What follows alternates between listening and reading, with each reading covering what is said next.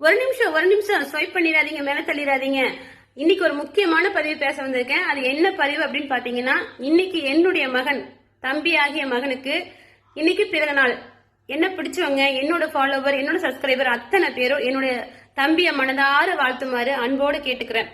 அந்த தம்பி யாருன்னு பாத்தீங்கன்னா, ஏழுமலை விவசாயின்னு சொல்லி ஒரு விவசாய சேனல் வச்சிருக்கா. அப்படி விவசாயம் உயிர் மூச்சா பண்ணிட்டு இருக்கா. அப்படி வளரும் தலைமுறைக்கு விவசாயம் எப்படி பண்றது அப்படின்னு சொல்லி நிறைய விழிப்புணர்வு கருத்து பதிவு போட்டிருக்கா. அப்படி நிறைய இல்லாதப்பட்டவங்களுக்கும் ஏழை மக்களுக்கும் நிறைய உதவி செய்யற. அப்படி அதையெல்லாம் வீடியோவா கன்வென்ட் பண்ணி போடுறது இல்ல.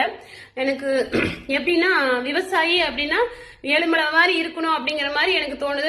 ஏழுமலையை விட பயங்கரமான விவசாயிகள் அந்த காலத்துல இருந்திருப்பாங்க. அந்த காலத்துல விட்டுட்டு போன மனுஷன் விவசாயி ஏழுமலைன்னு கூட சொல்லலாம். நான் சொல்றதை நான் பில்டப் பண்ணி பேசுறேன்னு நினைக்காதீங்க. உண்மையிலுமே ஏழுமலை விவசாய சேனல் போய் பாருங்க. நான் சொல்றது உண்மையா பொய்யான்னு தெரியும். அதே மாதிரி ஓன் கண்டென்ட்ல தான் பேசுவா. அப்படி யாரோட வீடியோ எடுத்து போட மாட்டேன். அப்படி அவன் என்ன செய்யற அப்படியோ அந்த ஒரிஜினாலிட்டி அப்படியே அந்த இதுல இருக்கும், செய்யற வேலையில இருக்கும், அந்த வீடியோலயும் இருக்கும்.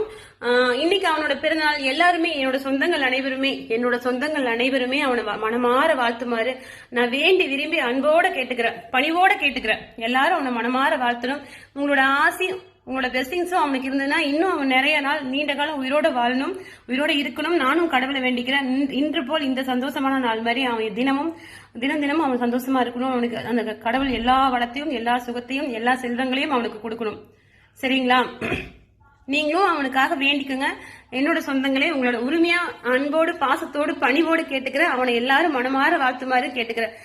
ஏழுமலை தம்பி, நீயும் உன்னோட குடும்பமும் உன்னோட குழந்தை குட்டிகளும் நிம்மதியா சந்தோஷமா இருக்கணும். உன்னோட மனைவியிலிருந்து உன்னோட குழந்தை குட்டிகளிலிருந்து என்னன்னைக்குமே ஹாப்பியா சந்தோஷமா பிரிவுங்கிறதே இருக்காம எப்பவுமே நிம்மதியா வாழ்க்கை இதே மாதிரி இதே பயணத்துல எப்பவுமே கொண்டு போகணும். இந்த அம்மாவோட மனதார வாழ்த்துக்கள். அம்மாவோட ஆசையும் நல்ல எண்ணத்துல ஒருத்தர் வாழ்த்துனா, நல்ல எண்ணங்களோட ஒருத்தர் வாழ்த்துனா அந்த வார்த்தை பழிக்கும்னு சொல்லுவாங்க.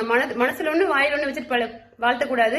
மனசுல இருந்து வர வார்த்தைகள், நீ 100 ஆயுசுக்கு நல்லா இருக்கணும் சாமி, நீ நல்லா இருக்கணும், வாழ்க வளமுடன் ஏழுமலை தம்பி, நீ நல்லா இருக்கணும் சாமி, நீ எனக்கு வாகனா கிடைச்சதுக்கு நான் தான் கொடுத்து வச்சிருக்கணும். சரியா?